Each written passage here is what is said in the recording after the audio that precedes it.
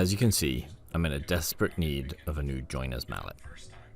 I purchased this one right when I moved to the Pacific Northwest, and it was super cheap. I think from Amazon, I believe. And unsurprisingly, the glue failed and it now falls apart, and the head slides up and down the handle.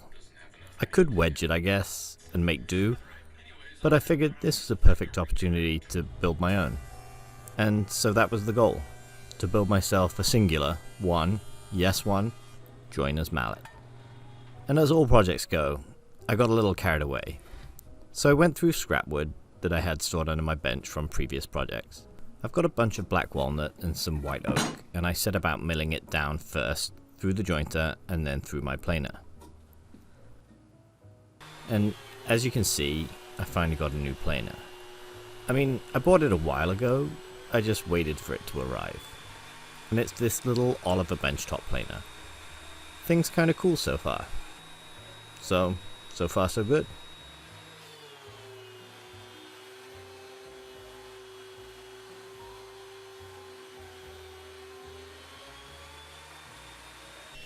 I also got myself a table saw, and because this isn't my full-time job, this is an evening and weekend hobby, I decided to splurge a little and get one with some safety features that should hopefully prevent me from cutting my fingers off. I set about using the new saw to rough dimension some lumber, and then rip down a few strips that would be for handles out of white oak. This is the first point my project of a singular jointer's mallet fell apart. It was now, I think, 4 or 5, I can't remember exactly off the top of my head. I had decided that I wanted to gift a mallet to some friends of mine who are either into woodworking or makers. Nothing says we're best friends like a mallet in the post, right? Right? Okay, maybe not.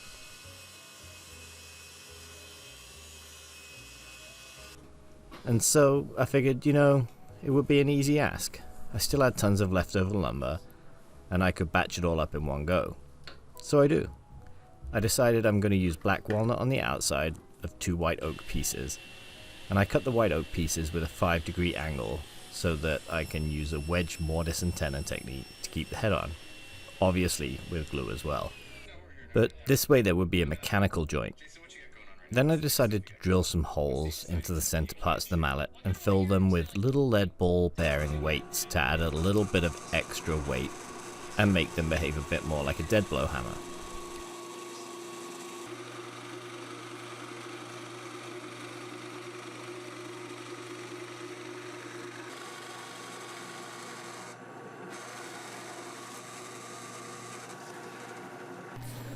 During all of this, I spotted this really pretty piece of curly black walnut that I had in the spare wood section, and I decided that I should use this for the outsides of the mallet instead of just the regular black walnut that I was planning on.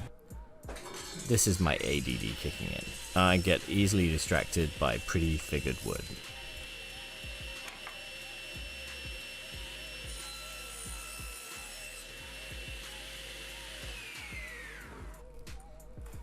And then, as you do, this sent me down a slippery slope, and I took the trip to the local lumber store. I found some small scrap pieces of super curly maple, and I brought that home, milled it up, and then changed the whole configuration around to go curly maple on the outside, walnut on the inside, and tried some different size ball bearing holes, as you can see here.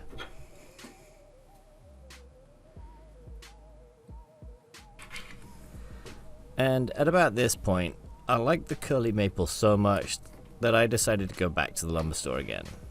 I have signed up for their Mileage Plus account, don't you worry, and yes, we are on a first name basis now.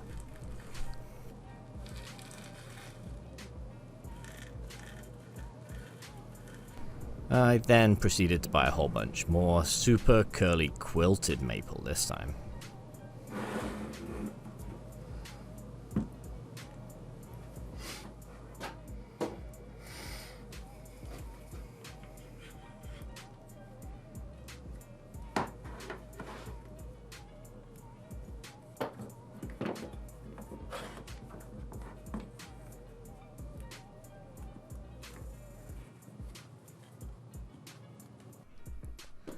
So I think I have 5 or 6 here ready to go in the clamp. 1, 2, Well, I can't even keep count. 6, I think, going into the clamps. And this is when it hit me. If I'm going to do this, I may as well glue it all up at the same time.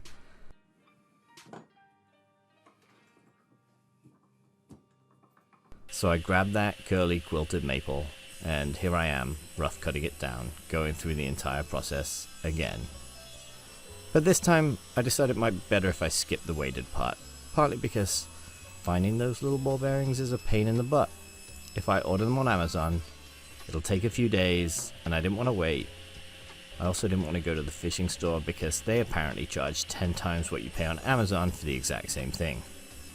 I guess it's a convenience thing, and not needing them in bulk, but anyway, this curly maple is plenty heavy enough, and will do perfectly for some mallet heads.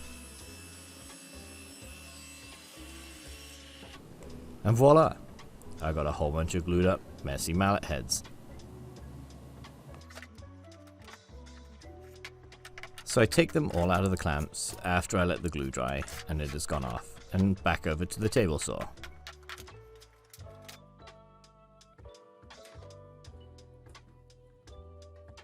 Using my miter sled and a clamp, I trim all of the heads down to their final size. I think I had a 1 or 2 degree, I can't remember exactly, but there's definitely a slight angle on their faces. I find it looks a little better, and then just when you're using it, it works better, for me at least. I then decide to start sanding. I sand a lot on this project, and it feels like it's a little bit never ending. Starting with 80 and then 120, and I stop at 120 for now because I'm going to do a final 150 grit after I've water popped all of them.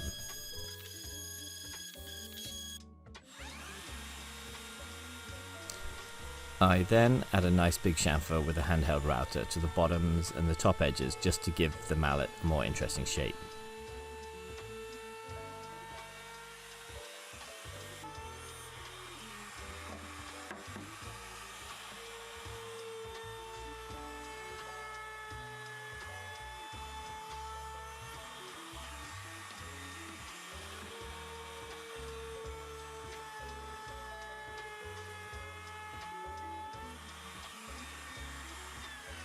And you know, I can't let you go through an entire video without at least one gratuitous yet incredibly satisfying vacuuming shot.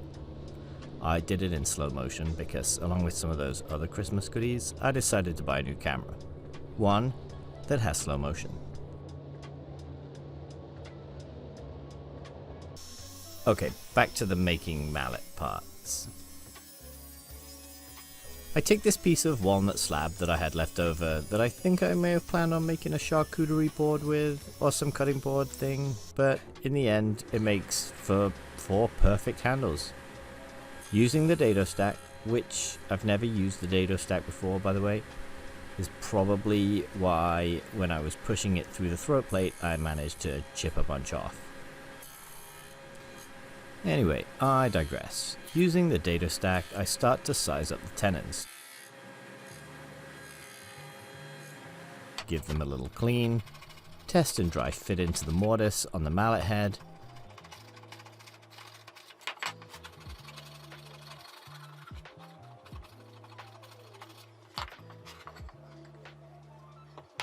The mallet head is angled so it only needs to fit the smaller end, and these needed to be cut on all 4 sides, so there would be a shoulder all the way around some of the handles. Not all of them.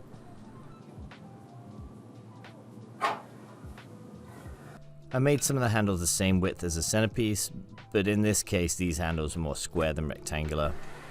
I did do one of the tenons with a regular saw blade, but it took what felt like 20 minutes just to do one, and it required an awful lot of cleanup afterwards, so that's when I decided to be brave. I know, very brave, and try the dado stack for the first time. I pinned a gold star on the fridge to show my achievement. It's the small victories that count. I give the mortise a little clean out just from any glue that's spilled over, and then insert the handle. Next up, adding a little round over.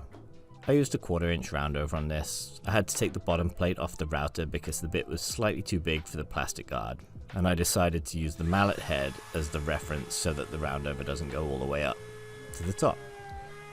For some others though, I took the handle out and made the round over go all the way to the top. There was no rhyme or reason as to which ones went all the way to the top and which ones didn't.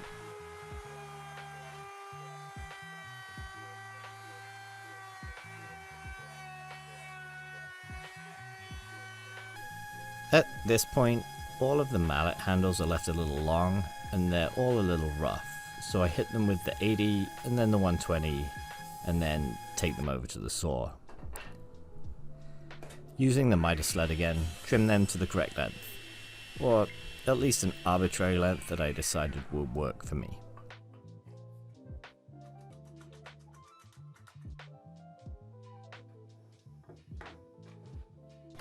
Now for the fun part, I think. These are relief cuts that are going to receive wedges for the wedged mortise and tenons. And so you mark out 2 lines down the tenon, you clamp it to your bench, and then you start hand sawing. But after doing this for 15 minutes and sweating buckets, you decide it's much better if you use the jigsaw. So, to go along with those relief cuts, you add a small drilled hole at the bottom that allows the tenon to bend and not break when you smash the wedges in.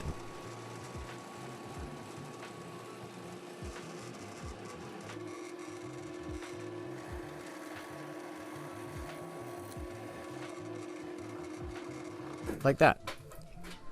Voila! Look how beautiful that is. Okay, onto the wedges.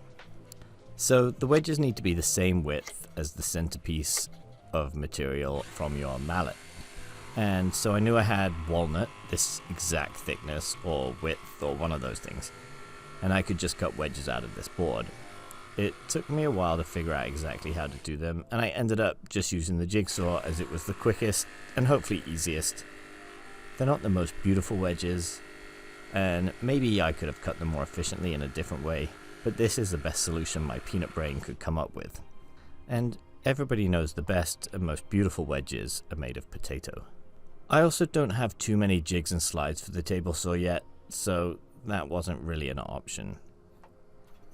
Okay, now it's on to assembly. So glue wedges. In order to assemble a mallet, I need a mallet. And I actually made one as a proof of concept really quickly right at the beginning, and that was really the start of me wanting to get some prettier figured wood. So I used that mallet to persuade those wedges where they're supposed to go. Once those wedges are in, I give the excess glue, a bit of a cleanup, just with some shop paper and water, and then I leave them for the glue to go off. Although now not just the glue is holding them in place, but they're mechanically wedged in there. Some of them are left with the tenon slightly proud of the mallet head, and some of them I cut flush. Again, no rhyme or reason, just whatever I was feeling like at the time, or whatever I thought suited the mallet the best. Clearly, I couldn't figure out what to do with those offcuts, so I picked them up and then put them straight back down. Alright, back to the sanding. At some point, I had ordered myself some moving blankets to put my sanding pieces on. This way when I push them down, they don't sit on all the offcuts and sawdust. And that way, it won't dent the faces. Here I am, bouncing back and forth between 120 and 150. The 150 grit, I think, is the blue paper. Yep, the 150 is blue and the 120 is the reddish colored, classic looking sandpaper.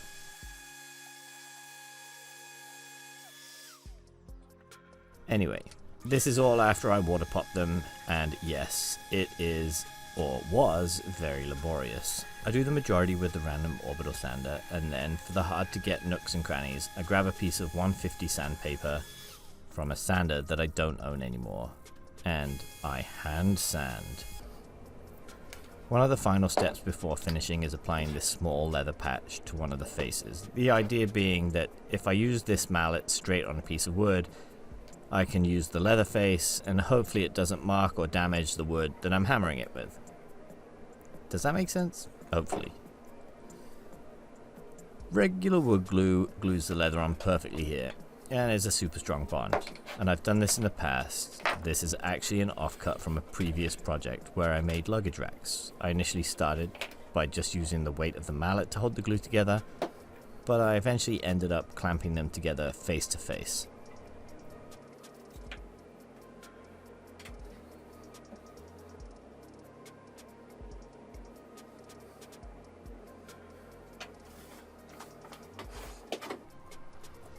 It's a little awkward, and I think you can see one in the background, but that was enough to apply the pressure and then wait for this glue to go off and come back with a nice sharp X-Acto knife kind of thingy, and trim up the edge of the leather using a bit of sandpaper where the knife can't get a perfectly smooth edge.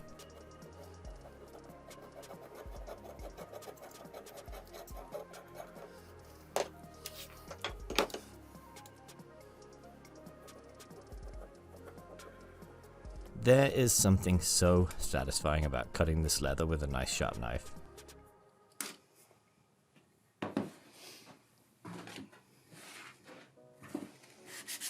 And yep, back at it with the sandpaper, burnishing the edge of that leather. Finally, I'm adding one single coat of Rubio Monocoat to this. The finish is just mainly for aesthetics here, and I guess to protect the wood a little from moisture and other things such as glue that you might spill on or get on it. And I'm using Rubio because I have it and I didn't want to go out and buy anything else, because I'm being cheap.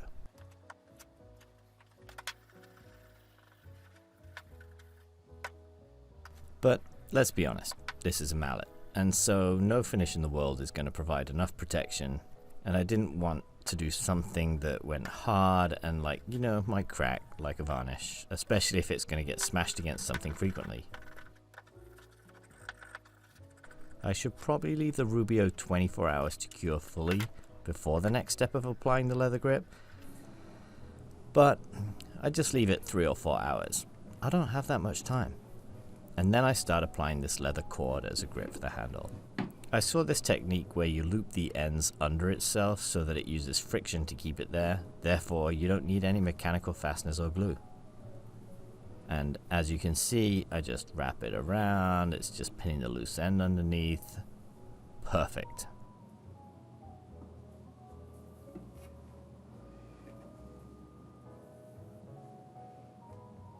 And when you're holding the mallet, you can't feel that end at all.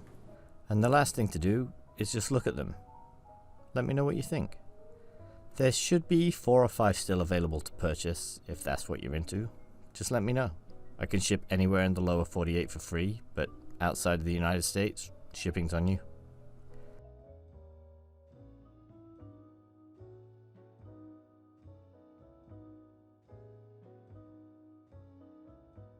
And until next time, peace.